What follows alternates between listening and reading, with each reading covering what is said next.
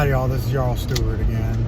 I've gotten a lot of questions, mainly off of Facebook and from my own group members, on the topic of how to do reenacting without breaking the bank.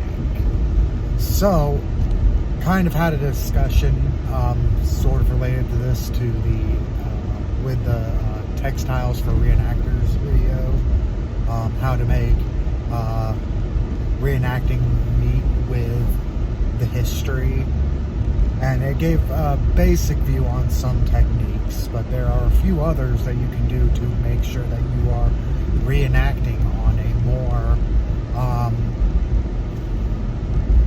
financially stable level. One way that you can do this is to, for one, don't be a rich person. Now, everybody's going to be out there and talking about how, grave finds are primarily rich people and everything like that, and everybody wants to look fancy, and so on and so forth. But to participate at events, you do not need much to be a reenactor. Most people during the Viking Age were not wealthy in any way, shape, or form. So you can get out there with a very basic pair of shoes, a very basic tunic, a very basic pair of pants, and some crafting tools that you made yourself, and be a reenactor. A lot of people are going to bring up the topic of being in combat roles and everything like that. The vast majority of people during the Viking Age were basically armed by somebody who was rich through an armory, and they would barely have a 4 to 6 inch bladed spear that was made out of the crudest of all metal, and everything like that. So, and maybe have a shield of their own and everything like that, and a sex. These items are incredibly cheap. A reenactor can go on to multiple good sites that I can link to in the comments section at some point once I get to it. Multiple sites where there are relatively cheap weapons. Now, you're not going to get a sword for cheap.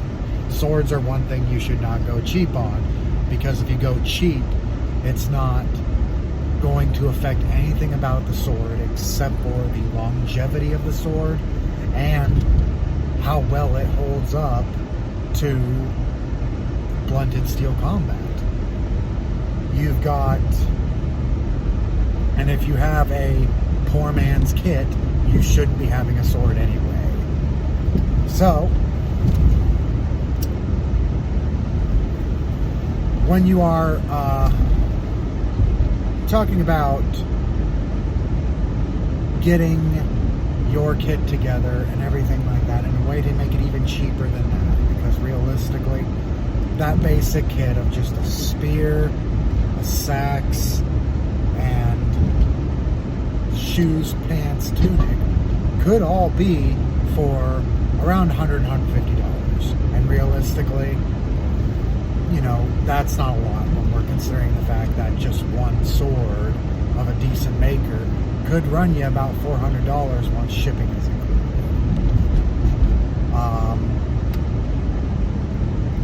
The basic kit is the most important thing about reenacting. It is the ability to get out to the reenactment, and then from that point you should focus on the capacity to function as a reenactor, meaning that you have the stuff that you can sleep with, you have a bowl and a spoon to eat with, and everything like that, and you're not just borrowing gear from all your buddies and everything like that.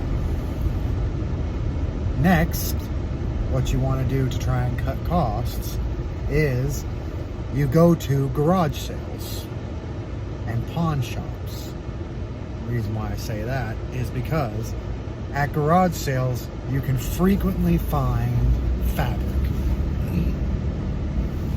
At pawn shops you can find sometimes axes, and you can definitely find files. And these can be altered and changed to make basic kit items. Now, everybody wants the fancy stuff and everything like that. The main thing that you are going to likely have to spend some money on is the basic jewelry. Now,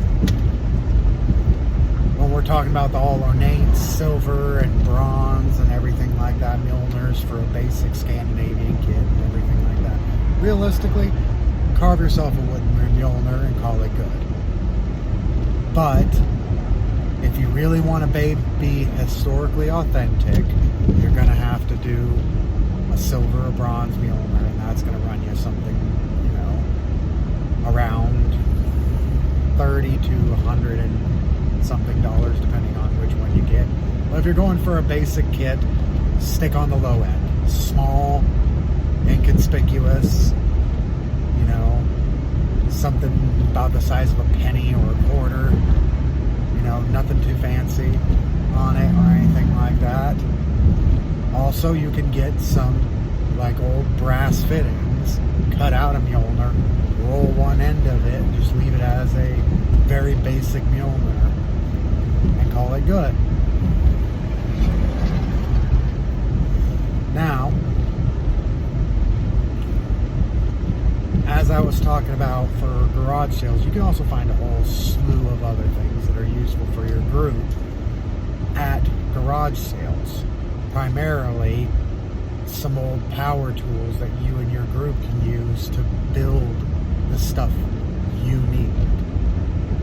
Now, also, there is another method. I've actually been insulted for this, believe it or not, because some people view it as, oh, you're not Viking enough and everything like that, blah, blah, blah, blah, blah.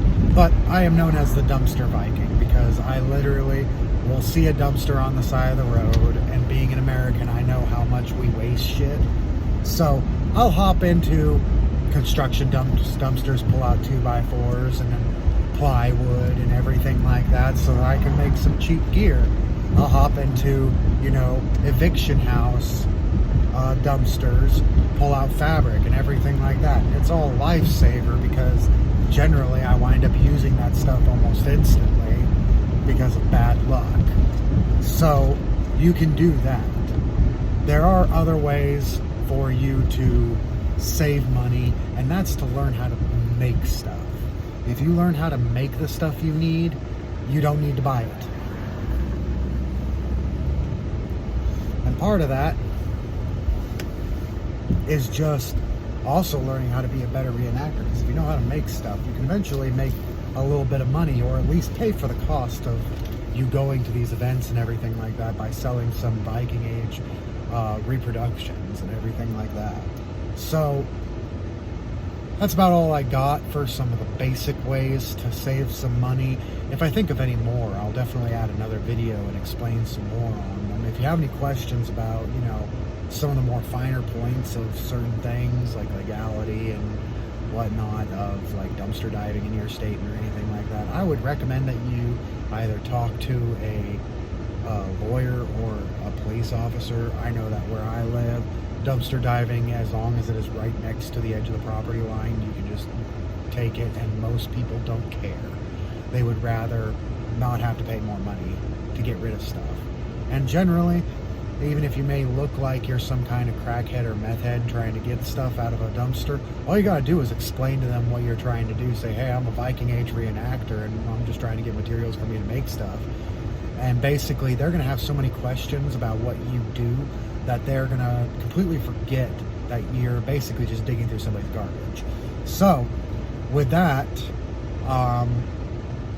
please like, subscribe to this video, and hit the bell so that you get notifications for more videos on how to create your own Viking Age reenactment group and everything like that. I'm going to continue trying to post more videos about all the stuff that I do know, videos testing out stuff that I don't know yet, and everything like that. And hopefully we'll have some fun along the way. You guys have a good night.